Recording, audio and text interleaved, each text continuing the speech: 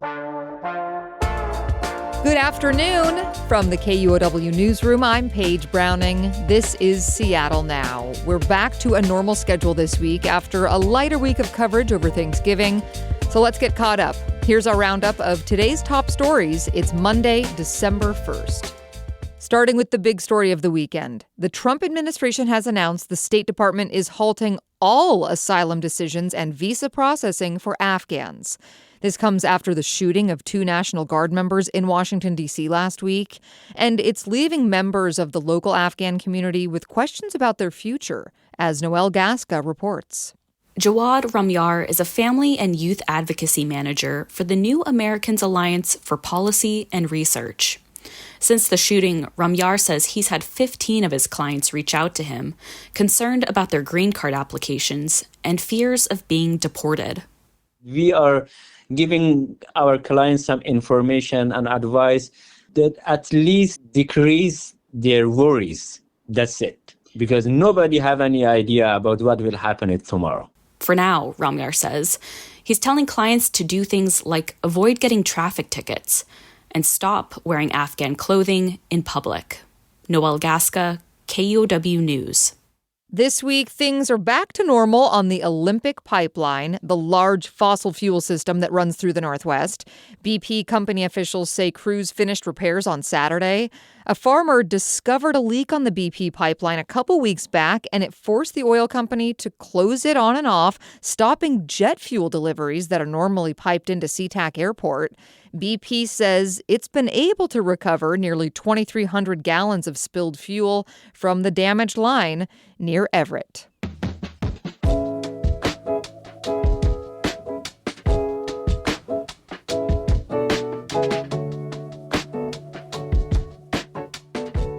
On our government beat today, we start with Medicare. Washington is one of 6 states included in a new pilot program that uses artificial intelligence to review Medicare claims. Now, doctors and many Democrats say the program's bad for seniors and their health. Steve Howey has more. The 6-year pilot program is called Wasteful and Inappropriate Service Reduction.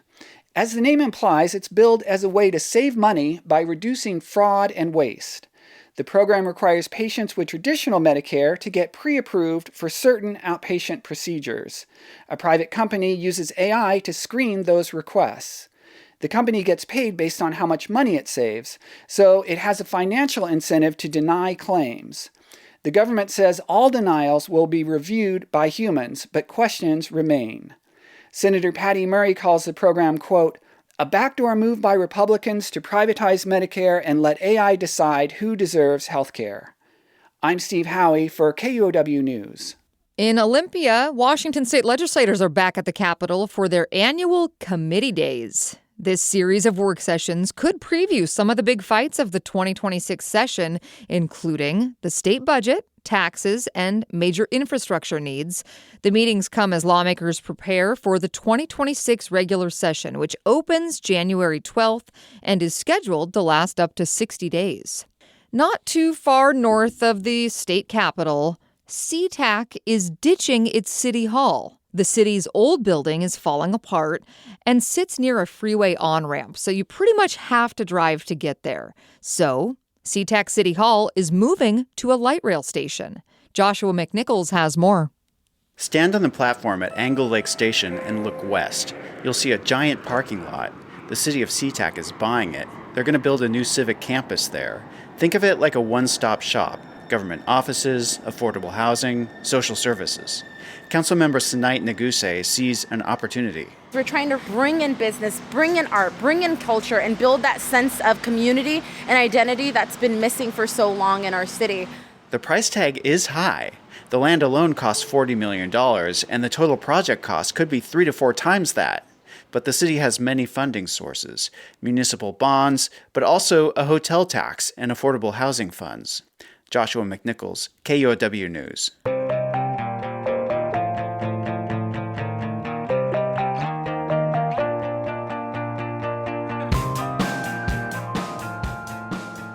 The numbers are in, and sales were good this past weekend for stores in Seattle, according to a shopping assessment.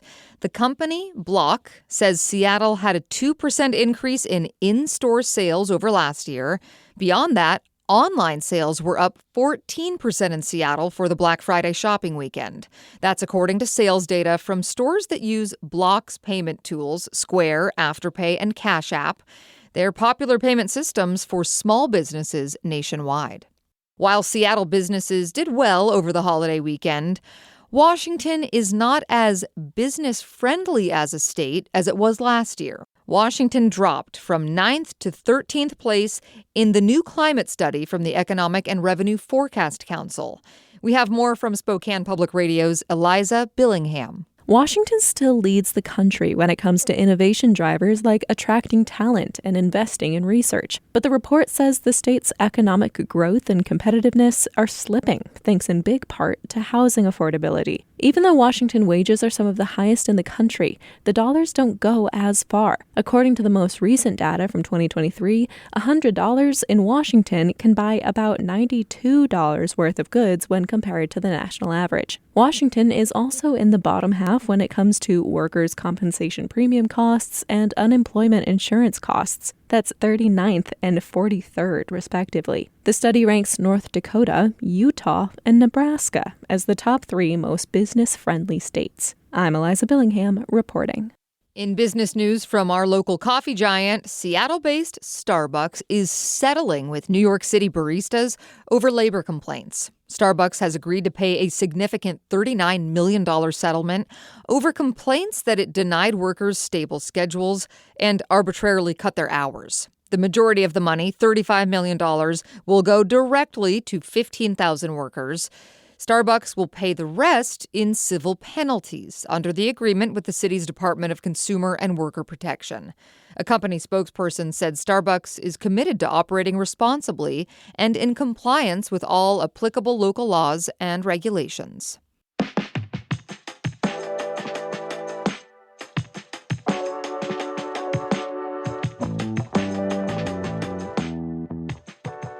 Snow and trees and some notes on local celebrities in our final part of the show today. Today is, in fact, the start of winter for weather forecasting. It's meteorological winter starting today as colder temperatures roll in a few weeks ahead of the official winter solstice. But mountain snowpack is still on the light side. That could be a challenge for skiers. But Dustin Guy with Seattle's National Weather Service says there's still hope we could catch up on snow. We might be off to a slow start thus far, but things have a way of picking up sometimes pretty quickly. It only takes a couple of weeks of very active weather to drop the snowfall in a major way up there in the mountain. As of now, forecasts show the area will have above average precipitation over the next few weeks. Tall trees from the Northwest are about to bring some joy to people across the globe.